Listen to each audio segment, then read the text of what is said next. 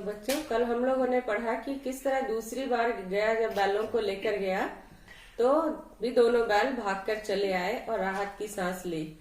लेकिन अभी जैसे ही वो भाग के राहत की सांस ले ही रहे थे, तभी उन्हें दूर से आता हुआ एक सांड दिखाई दिया। सांड को देखकर दोनों के हक्के बक्के गुल हो गए।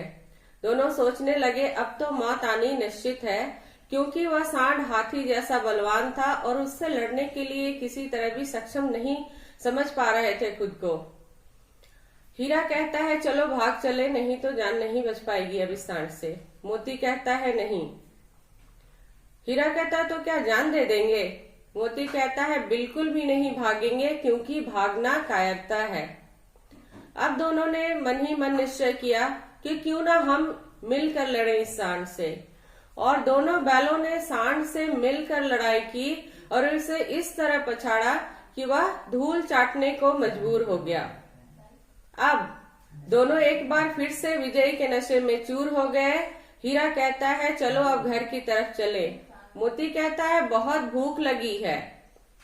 सामने ही मटर का खेत था। मोती कहता है चलो कुछ खा लेते हैं खेत में घुसकर। हीरा के बार बार मना करने पर भी मोती नहीं मानता है और खेत में जाकर मटर खाने लगता है। नतीजा यह हुआ कि थोड़ी देर के बाद ही खेत का रखवाला आ गया और मोती को पकड़ लेता है। मोती भाग नहीं पाया। हीरा, जो कि खेत के बाहर मेड़ पर ही खड़ा था, उसने देखा कि मोती पकड़ा गया है, लेकिन इसके बावजूद भी वह मोती को छोड़कर नहीं भागा। यहाँ भी उसने मित्रता का संदेश दिया है। खेत के रखवालों ने मोती के साथ साथ हीरा को भी पकड़ लिया और दोनों को सुबह कांजी हाउस में बंद करा दिया। हीरा मोती ने देखा वहां कई सारे जानवर बंद पड़े थे जो मुर्दों के समान थे। किसी की शरीर में कोई जान नहीं बची थी। बकरियां थी, भैंसे थे, गधे थे, घोड़े थे, सभी बेजान जमीन पर पड़े हुए थे। सारा दिन कांजी हाउस में ये लोग इंतजार करते रहे कि अब खाने को कुछ मिलेगा, लेकिन जानवरों को एक बूंद पानी भी नसीब नहीं हुआ। अब इतनी भूख लग गई थी इन्हें कि ये लोग मिट्टी की दीवार को चाटने लगे। भला दीवार को चाटने से क्या पेट भर पाएगा? अब मोती कहता है कि इस तरह आखिर कब तक हम लोग जी पाएंगे? हीरा कहता है चलो दीवार तोड़ ले और भाग चले। मोती कहता है मुझसे अब कुछ भी नहीं होगा। वो भूख के मारे बेदम हो रहा था। हीरा कहता है बस, अभी तक बात बात में जो मरने मारने वाली बात करते थे सारी अकड़ निकल गई। फिर भी मोती कहता है मुझसे कुछ भी नहीं होगा। अंत में हीरा दीवार तोड़नी शुरू करता है। मिट्टी के एक दो चिप्पड़ गिरने के बाद ही तुरंत कांजी हाउस का जो कर्मचारी था वह हाजिरी लेने आ जाता है और देखता है कि मोती हीरा जो है वो दीवार गिराने की कोशिश कर रहा है। अब वह उसे खूब डंडे बरसाता है उस पर और उसे बांध देता है। उसके जाने के बाद मोती कहता है हो गया ना, कुछ तो काम हुआ नहीं, सारी अकड़ निकल गई। उसके बाद हीरा जवाब देता है कि मैंने अपनी तरफ से कोशिश तो की, नहीं हो पाया, कोई बात नहीं। इतने में मोती कहता है कि आखिर किस तरह यहाँ पड़े रहेंगे। अब वो कोशिश करता है और उसके बार बार कोशिश करने के बाद दीवार खुद जाती है, अर्थात दीवार गिर जाती है। और दीवार गिरने की देरी थी, सभी जानवर 9-2-11 हो जाते हैं, अर्थात भाग जाते हैं। सिर्फ 2 गधे वहां बैठे रह जाते हैं। मोती उन्हें जाने कहता है। वो कहते हैं कि नहीं, हम नहीं जाएंगे, मुझे डर लग रहा है कहीं मैं फिर से पकड़ा गया। अर्थात जो पाठ के शुरू में आपने गधे के सीधेपन के बारे में पढ़ा था, वो सीधापन यहाँ भी दिखाई दे रहा है।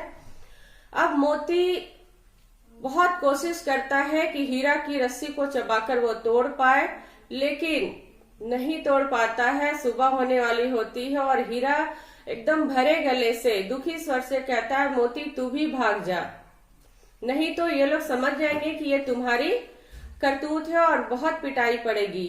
मोती कहता है जिस काम के कारण तुम्हारे गले में बंधन पड़ा है, अगर उसके लिए मुझे मार भी पड़ी तो क्या बात है। इसके बाद वो दोनों गधे बैठे हुए थे। मोती उन दोनों गधों को मार मार के भगा देता है और फिर हीरा के पास आकर बैठ जाता है। अब दोनों बैलों की फिर से मोती की मरम्मत होती है और सारे जानवर तो भाग ही चुके थे। अब मोती और हीरा वहां पे बंद थे। 1 सप्ताह तक दोनों बंद पड़े रहे, लेकिन उनके मन में एक संतुष्टि थी कि हमने अपने अपने लिए ना सही बल्कि औरों के लिए तो अच्छा काम किया। यहाँ पर पाठ का एक नैतिक मूल्य जो है वो परोपकार की भावना है। इस तरह 1 सप्ताह वो लोग बंद रहे। एक दाना चारा ना एक बूंद पानी मिला। अचानक एक दिन बाड़े के सामने डुगडुगी बजने लगी और दोनों बैलों को बाहर निकाला गया। डुगडुगी बजते ही सारी भीड़ जमा हो गई, अर्थात बैलों की नीलामी हो रही थी। बहुत से लोग आए।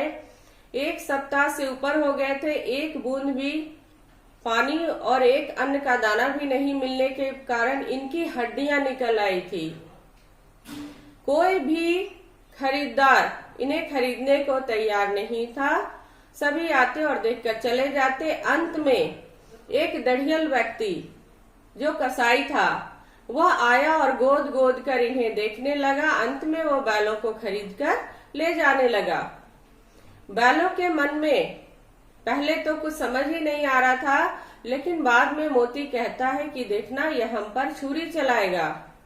हीरा कहता है कोई बात नहीं, छुरी भी चलाएगा तो हमारे मांस, हमारी हड्डियां, हमारे खील सभी कुछ न कुछ काम ही आ सकेंगे। इस तरह जब वो दढ़ियल कसाई ले जा रहा होता है, दोनों चलते जाते हैं। चलने में भी सक्षम नहीं है, इतने कमजोर हो गए हैं। चलते चलते उन्हें दूसरे पशु जो स्वतंत्र थे चरते हुए दिखाई दे रहे हैं और हीरा मोती के मन में ये विचार आता है कि कितने स्वार्थी हैं। इनके 2 बंधु को कसाई ले जा रहा है और इनके मन में हमें आजाद कराने की कोई भावना नहीं। चलते चलते फिर खेत का हरे हरे खेत दिखाई देते हैं। अब दोनों बैलों को कुछ जाना पहचाना ऐसा लगने लगा। अचानक ये लोग खुश हो गए और कहने लगे अरे ये तो हमारा घर नगीच आ गया है। नगीच मतलब नजदीक। और जैसे ही उन्हें अपने घर का रास्ता मालूम हुआ, ये लोग दौड़कर अपने घर पहुंच गए। पीछे पीछे कसाई भी दौड़ता रहा और जैसे ही झूरी ने बैलों को देखा, गले लगा लिया, बारी बारी से चूमने लगा। तभी वो दढ़ियल कसाई जो है आकर पहुंच गया और कहने लगा कि ये बैल हमारे हैं, मैंने इन्हें खरीदा है। झूरी कहता है ये हमारे थान पे खड़े हैं तो ये बैल हमारे हैं। अब दोनों में जब तू मैं बैल हमारे होने लगी, तभी मोती वो उस दढ़ियल व्यक्ति पर वार करने लगा, उसे खदेड़ने लगा और इतना रगेदा, इतना खदेड़ा कि वह दढ़ियल भागने पर मजबूर हो गया। थोड़ी देर के बाद वह दढ़ियल काफी दूर चला गया, वहीं से देखने लगा। जब मोती को लगा कि अब वो वापस नहीं आएगा, तब वो पूरा एक बार फिर से विजय के नशे में सूरमा की भांति चला रहा था। उसे देखकर मोती फिर से एक बार गले लगा लिया। तब तक घर की मालकिन, जो कुछ दिन पहले जली कटी सुना गई थी, चारा दाना बंद कर दिया था, वह भी आकर इसके माथे को चूमने लगती है। तो बच्चों, यह है हमारा 2 बैलों की कथा पाठ का पूरा सार। इसमें आपने देखा कि हीरा और मोती जब गया के घर में भी एक बंदी की भांति रहते हैं, तब भी वहां से मुक्त होने के लिए काफी प्रयास करते हैं।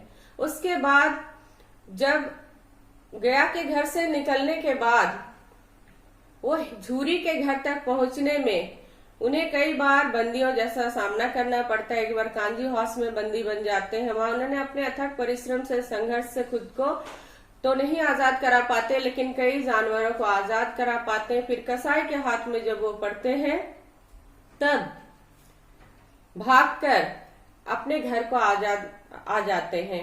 अंत में उन्हें आजादी मिलती है। कठिनाई तो बहुत होती है, बहुत संघर्ष करना पड़ा है गया के घर से झूरी के घर तक आने में, लेकिन अंत में यही होता है कि वो अपने जगह पर, जो उनकी वास्तविक जगह थी, जहां उन्हें खुशी मिलती थी, जहां उन्हें आना था, वो आ जाते हैं। इस तरह कहानी का एक बहुत मौलिक विषय यह है कि अत्याचार एवं शोषण के विरुद्ध हमेशा आवाज उठानी चाहिए और आजादी के लिए हमें संघर्ष करना ही पड़ता है। तो बच्चों आइए अब हम इस पाठ के कुछ प्रश्नों पर चर्चा कर लें। आपके पाठ्य पुस्तक का पहला प्रश्न है कि कांजी हाउस में पशुओं की हाजिरी क्यों ली जाती थी? कांजी हाउस में पशुओं की हाजिरी इसलिए ली जाती थी ताकि वहां के कर्मचारियों को पता चल सके कि कोई जानवर भाग तो नहीं गया है। अगर भाग गया है तो उन्हें दोबारा से पकड़ के लाने की कोशिश की जाएगी। दूसरा प्रश्न है कि छोटी बच्ची का बैलों के प्रति प्रेम किस भावना को दर्शाता है? गया की जो बेटी थी उसकी सौतेली माँ थी और वह भी उसे बहुत प्यार नहीं करती थी, थोड़ा बहुत उसके साथ अत्याचार होता था। जब उस बच्ची ने देखा कि बैलों के साथ भी अत्याचार हो रहा है और ये भी प्रेम के भूखे हैं, तो वो 2 रोटी के रूप में उनके लिए बहुत सारा प्रेम लाई। तीसरा क्वेश्चन है, हीरा और मोती में गहरी मित्रता थी। तो हीरा और मोती में वास्तव में गहरी मित्रता थी। इस बात का प्रमाण आपको पाठ के कई प्रसंग में मिल चुका है। सबसे पहले तो एक दूसरे को चाट सूंघकर प्रेम करना, दूसरी बात एक साथ नाद में मुंह डालना और एक साथ हटाना, दोनों की ये कोशिश रखना कि कोई भूखा ना रहे। तीसरा इसका जो पॉइंट है वो ये है कि जब उन्हें खेतों में जोतने के लिए ले जाया जाता था तो उस समय भी दोनों एक दूसरे पर बोझ हल्का करने की कोशिश करते थे। और चौथी बात कि जब ये मटर के खेत में मोती पकड़ा गया था उस समय भी हीरा उसको छोड़कर नहीं भागा, बल्कि वह वहीं खड़ा रहा।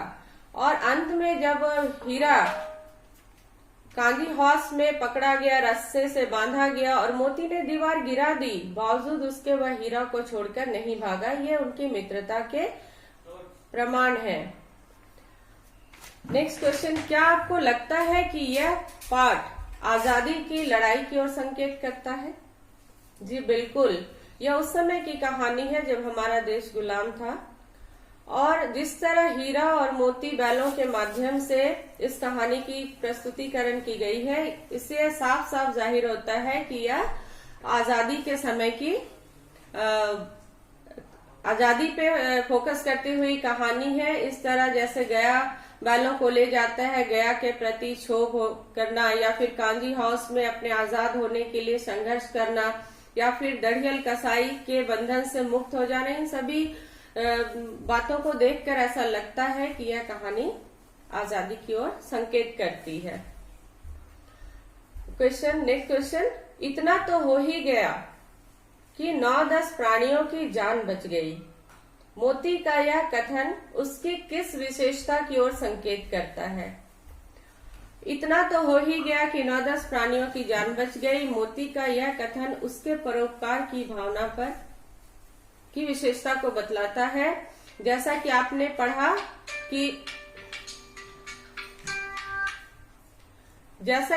पढ़ा कि मोती दीवार गिराने के बाद हीरा जब बंधा हुआ रहता है और मोती नहीं भाग पाता है, तब हीरा उसे बहुत रिक्वेस्ट करता, आग्रह करता है कि मोती तुम भाग जा, नहीं तो तुम्हें बहुत मार पड़ेगी।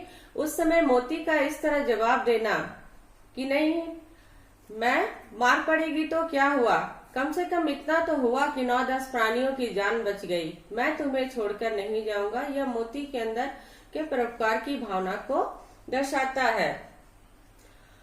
नेक्स्ट क्वेश्चन यह है इसका कि इस पाठ में कौन कौन से नीति विषयक मूल्य उभर कर आए हैं?